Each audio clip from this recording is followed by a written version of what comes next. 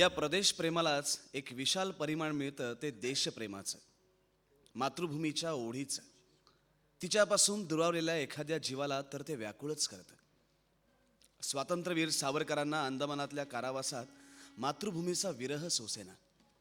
समोर अफाट पसरलेला सागर, तोच दूरवर कुठेतरी आपल्या भारतभूमीचे चरण प्रक्षालन करतोय, एवढ्या भावनेने सुद्धा त्यांचं मन मायभूमीशी जोडलं गेलं. त्या सागरालाच त्यांनी विनवलं.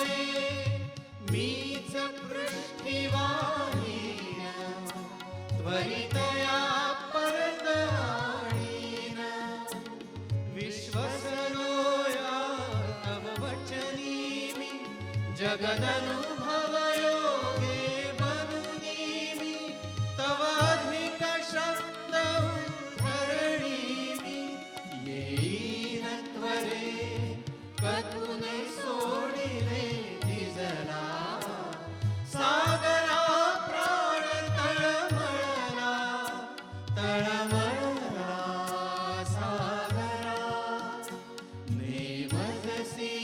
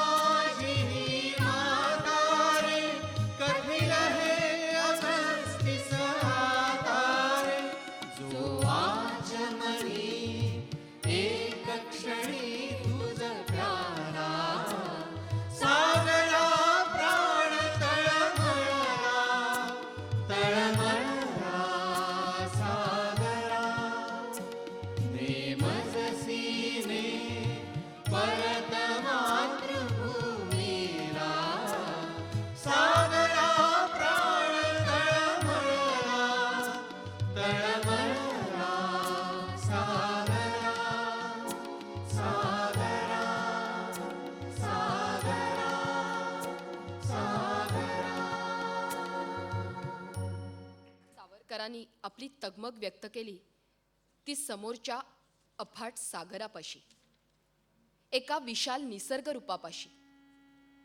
माणूस आणि निसर्ग ह्यांच्यातलं हे प्रेम सनातनच आहे. वृक्षवल्ली आम्हा सोयरी वनचरे, हे तुकारामांनीही म्हटलंच. तो खरोखरच माणसाचा सोयरा आहे. त्याच्यापाशी मनाचे व्याप ताप मिटतात. निसर्गासारखा नाही रे सोयरा, निसर्गासारखा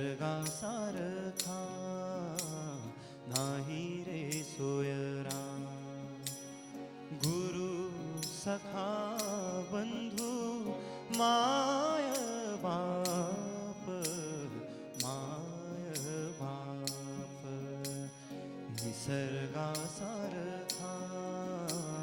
नाही रे सोयरा, निसर्गासारखा नाही रे सोयरा.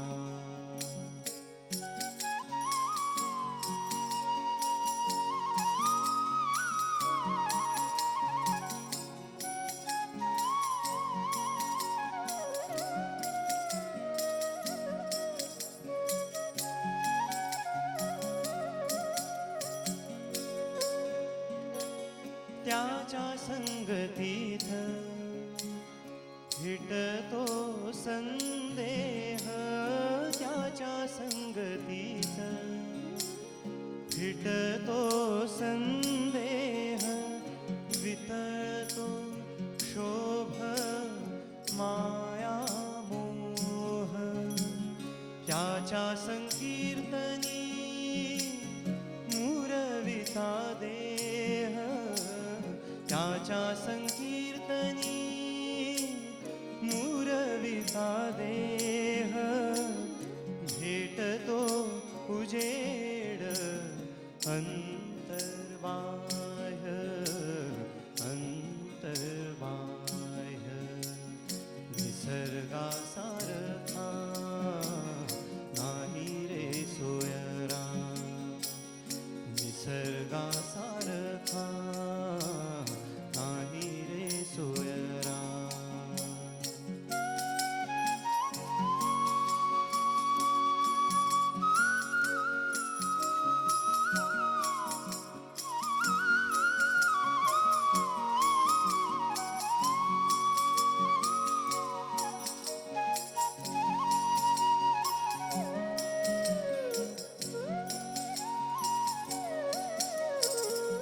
त्याच्या स्मरणाने प्रकाशते मन, त्याच्या स्मरणाने प्रकाशते मन.